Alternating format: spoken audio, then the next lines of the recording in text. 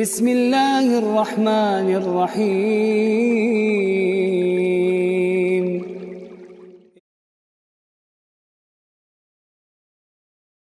Pada episode kali ini kita masih akan menyambung pembahasan tentang bagaimana mengelola emosi di dalam keluarga sehingga dengannya kita bisa membangun sebuah rumah tangga yang kuat, rumah tangga yang harmonis, dan pada akhirnya rumah tangga yang sakinah mawaddah warahmah. Baik, pada pertemuan yang lalu kita sudah membahas salah satu karakteristik daripada marah yang merupakan bahagian yang paling menonjol daripada emosi itu sendiri. Atau bisa dikatakan marah itu identik dengan emosi. Yaitu bahwa kemarahan yang sering menjadi sumber malapetaka di dalam berumah tangga ternyata bisa dikelola. Ternyata bisa dikontrol. Ternyata bisa di-manage. Itu kita bisa melihat di dalam beberapa sabda Nabi Shallallahu Alaihi Wasallam. Secara umum Nabi mengatakan la taghdab walakal jannah. Jangan engkau marah, maka bagimu surga. Secara sepintas kita memahami hadis ini seolah-olah kita dilarang marah. Padahal sebenarnya kalau kita kaji, kita mempertemukan hadis ini dengan ayat Al-Quran maupun hadis-hadis yang lain.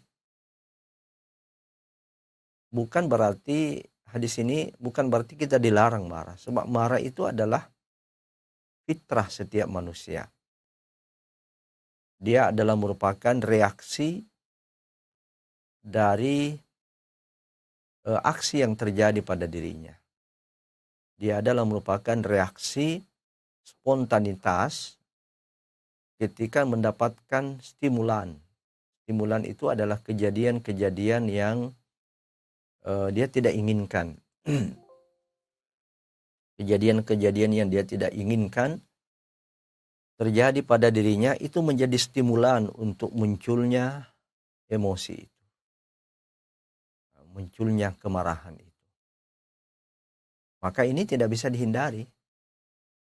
Sulit untuk menghindari yang namanya marah itu, sebab dia adalah fitrah. Kalau demikian, apa maknanya la taghdab di sini? Nah, kita lihat firman Allah Subhanahu wa taala di dalam surat Ali Imran ayat 133, ketika Allah menyebutkan di antara sifat-sifat penghuni surga a'udzubillahi minasyaitonirrajim wal kadhiminal ghaidh. Di antara sifat penghuni surga itu adalah orang yang dahulu di dunia kadhiminal ghaidh.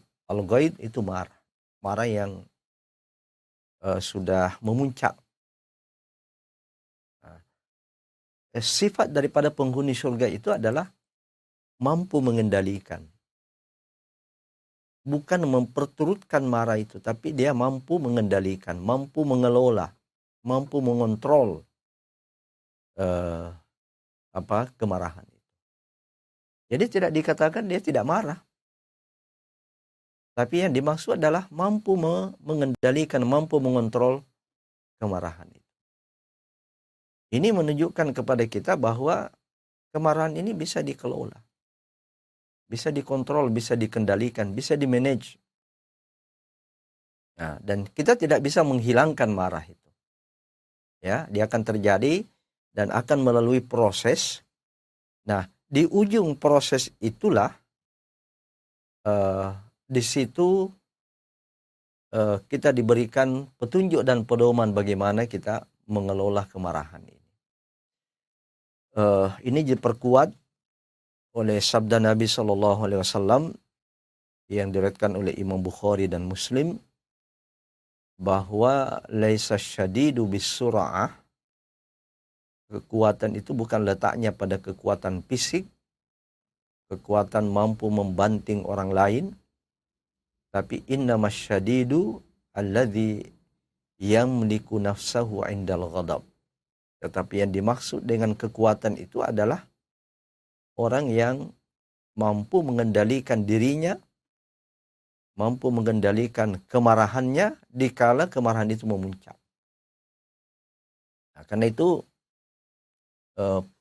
pemirsa Ruas TV rahimakumullah jami'an, lebih khusus kepada para keluarga muslim, kita akan belajar bagaimana cara kita mengelola emosi ini.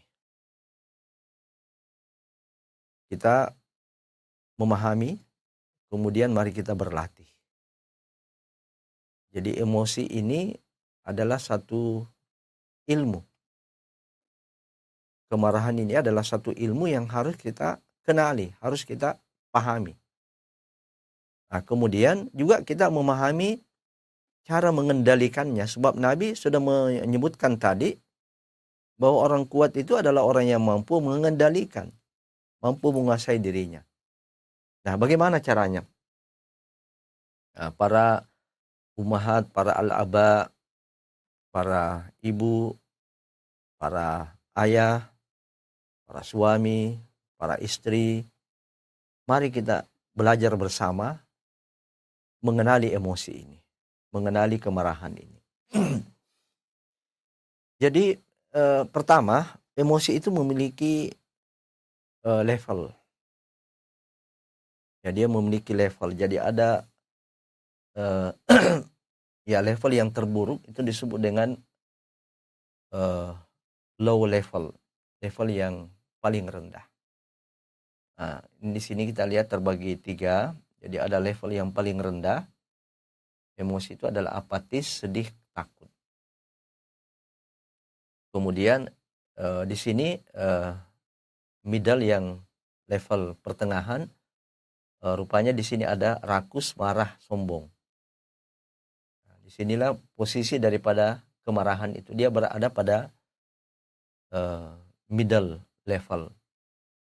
Ya, tadi kita sebutkan di bawah itu yang orang yang apatis, sudah patah semangat, orang yang terus dalam kesedihan, ketakutan, itu sudah emosi tingkat rendah.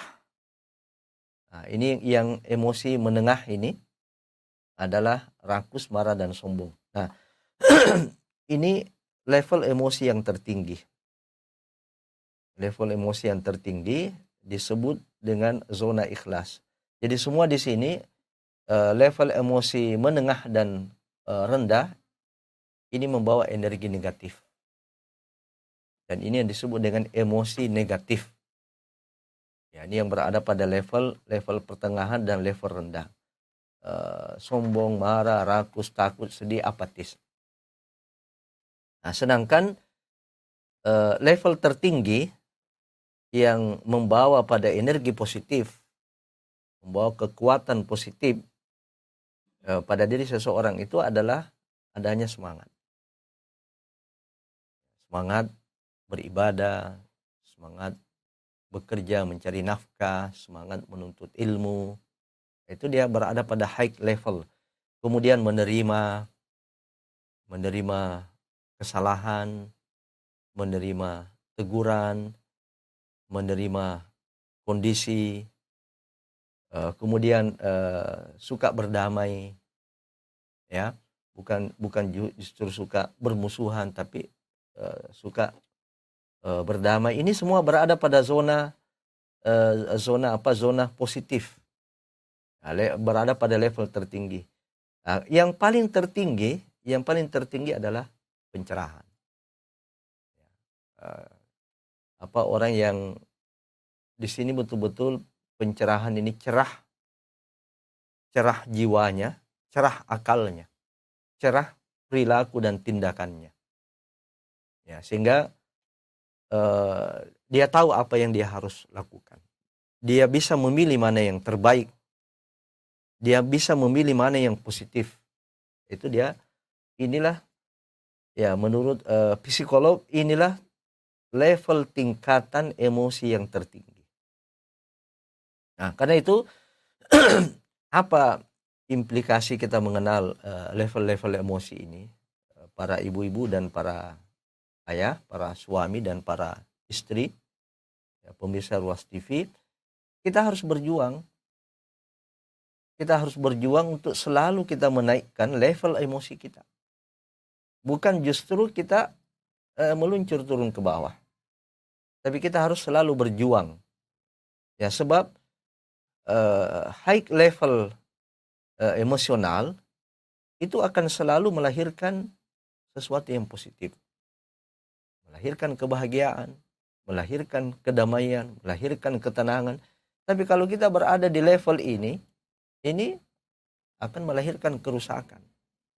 Kita sudah menjelaskan yang lalu, orang yang memiliki emosi negatif bukan hanya merusak orang lain, tapi juga merusak dirinya sendiri. Termasuk itu berakibat buruk pada fisiknya. Nah, ini yang pertama, bagaimana cara kita mengelola emosi sehingga emosi ini tidak liar, emosi ini tidak menjadi malapetaka di dalam keluarga kita. Baik interaksi antara suami dengan istri maupun interaksi antara orang tua dengan anak. Nah, yang kedua, kita kelola emosi ini dengan mengenali tahapan-tahapannya. Yang saya maksud ini, kalau emosi di sini lebih spesifik adalah marah, ya, kemarahan. Kita kenali tahapannya, kemudian di area mana kita bisa meregulasi itu emosi. Nah, jadi ada 4. Sekaligus ini menjelaskan kepada kita tentang proses terjadinya emosi. Nah, jadi ini kita bisa katakan tahap stimulus ini input, kemudian ini outputnya. Ini proses. Jadi emosi itu dimulai dengan input. Ya, dimulai dengan apa sebab ini, namanya stimulus. Ya. Stimulus itu adalah kejadian-kejadian yang kita alami. Kejadian yang kita sukai ya pasti akan melahirkan nanti emosi yang positif. Tapi kejadian-kejadian yang negatif itu kita tinggal memilih. Ini nanti ada tahap memilih di sini. Ya, coba kita lihat dulu prosesnya, tahapan-tahapan. Jadi ada 4 tahapan. Nah, ini yang saya beri penjelasan ke bawah. Di sini kita bisa memilih. Nah, tahap stimulus. Nah, tahap stimulus ini penyebab terjadinya katakanlah kemarahan. Kita persempit, emosi yang dimaksud di sini adalah kemarahan. Sebab ini yang kita coba pahami dan kita belajar untuk menjadi orang yang cerdas di dalam mengelola kemarahan. Nah, tahap stimulus misalnya capek, seorang suami pulang dari tempat bekerja, capek, kemudian ada masalah di rumah. Ya, ada masalah misalnya perkelahian anak-anak. Berkelahi, misalnya ada 2 orang anak kita yang berkelahi, bertengkar. Nah, maka stimulus ini dia akan berjalan. Itu akan berjalan masuk ke dalam otak kita. Ya, kita sudah pernah menjelaskan dulu bahwa kerja emosi itu adalah kerja otak. Nah, di situ ada 3 otak kan. Ada otak reptil, ada otak mamalia, dan ada otak berpikir. Nah, kalau stimulusnya itu adalah serangan, maka biasanya yang pertama kali berfungsi itu adalah otak reptil. Ya, jadi dia yang mengarahkan diri kita untuk bertindak. Nah, sedangkan kalau stimulus itu adalah bukan serangan, dia adalah sesuatu yang negatif. Nah, maka di sini dia masuk diolah oleh otak. Apakah kita mau bawa stimulusnya itu ke otak berpikir, atau kita mau bawa ke otak mamalia, otak hewan? Nah, di sini disebut dengan tahap interpretasi. Bagaimana kita menafsirkan kejadian. Tadi contoh yang kita angkat, ada anak kita yang berkelahi, ada yang bertengkar. Biasanya kalau kita menggunakan otak mamalia, ya kita langsung aja kurang ajar. Ya, ini memang kerjanya selalu bertengkar. Dia tidak tahu bapak ini baru pulang capek dari kerja. Ya, tapi ada juga yang ini juga sangat dipengaruhi oleh kondisi kita. Ya, dia sangat dipengaruhi oleh kondisi kita. Justru kita menerima itu. Oh, memang salah satu di antara fenomena bersaudara bertengkar itu sudah hal yang lumrah di dalam keluarga. Jangankan anak-anak, orang tua juga kadang bertengkar. Tidak ada satu keluarga yang tidak pernah bertengkar. Ya, itu adalah hal yang lumrah. Ya, jadi tergantung bagaimana kita menginterpretasi itu. Ya. Nah, banyak, jadi stimulusnya itu masih bisa disaring di sini sebenarnya. Nah, kemudian apa yang kita pilih di sini, tahap interpretasi positif. Ya, ini yang dianjurkan. Ya, kita terima stimulus itu, kita terima itu. Ya, terima itu yang sudah terjadi memang. Terjadi pertengkaran misalnya, anak kita terima. Tapi coba kita lihat dari sudut pandang yang berbeda. Ya, kita melihat dari sudut pandang positif. Nah, biasa itu. Ya. Nah, apalagi kalau kita capek, lebih bagus kita istirahat dulu. Ya, sebab dalam kondisi capek itu bisa menjadi stimulus yang besar.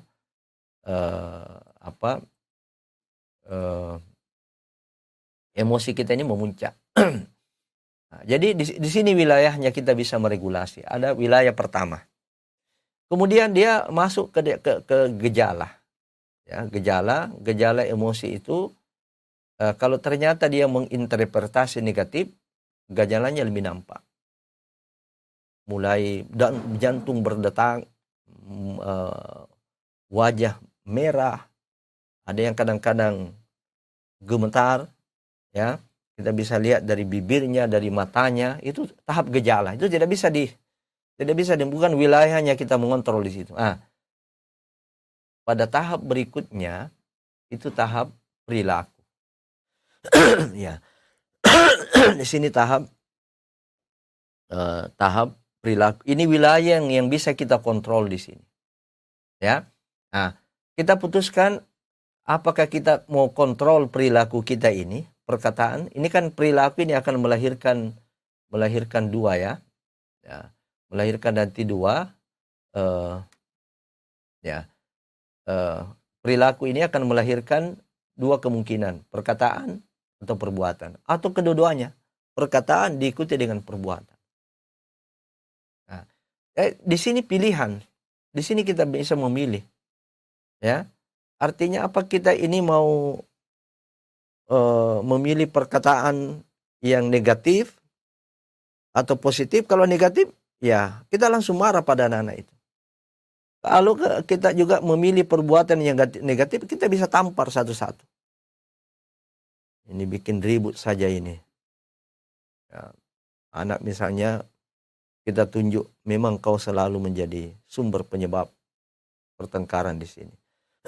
Nah, itu kita pada tahap itu kita memilih yang negatif. Ya, kita memilih yang negatif. Ya. Bukankah kenyataan kita lihat ada yang memilih yang positif? Nah, jadi di sini ini wilayahnya ya. Kalau kita mengatakan ini areanya kita meregulasi emosi, memungkinkan kita meregulasi emosi di sini. Tahap bagaimana kita menginterpretasi input yang masuk itu, stimulus yang masuk itu.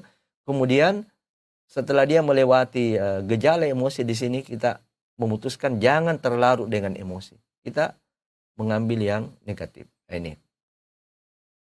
ini kan ini pilihan. Ya, kita mau mengambil tadi perilaku negatif, bertengkar. Ya, kalau ada yang memancing kita, suami kita misalnya yang marah pada kita, nah kita bisa masih bisa memilih apa kita mau melayani atau kita justru mengalah, itu kan. Nah, jadi saya ulangi kembali, ini dua wilayah, dan Al-Quran, hadis telah memberikan isyarat bahkan pedoman bagi kita bahwa ternyata kemarahan itu bisa dikelola, ternyata kemarahan itu bisa ditahan. Ya, pertanyaannya apakah kita mau menahan atau kita mau melarut dengan emosi itu. Ya, itu aja. Nah, kemudian kita coba lihat apa yang harus kita lakukan. Apa yang harus kita lakukan? Disinilah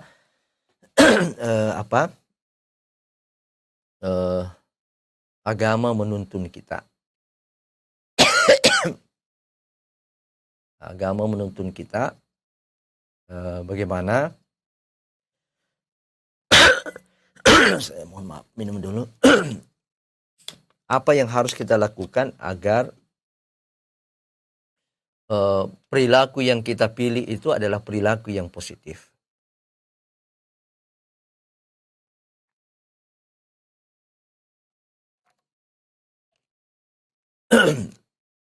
Jadi tadi ini ya, saya kembalikan dulu.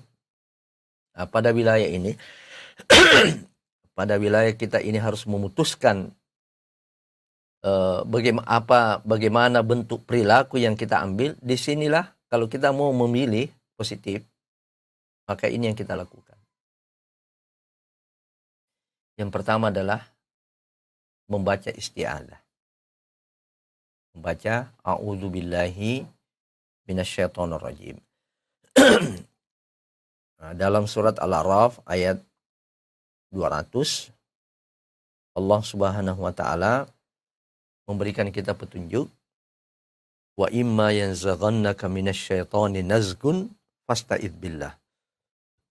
Apabila setan datang menggoda kamu, mengganggu kamu, maka ucapkanlah a'udzubillahi minasyaitonirrajim. Innahu samiun alim. Karena sesungguhnya Allah itu Maha mengetahui, Maha mendengar lagi Maha mengetahui.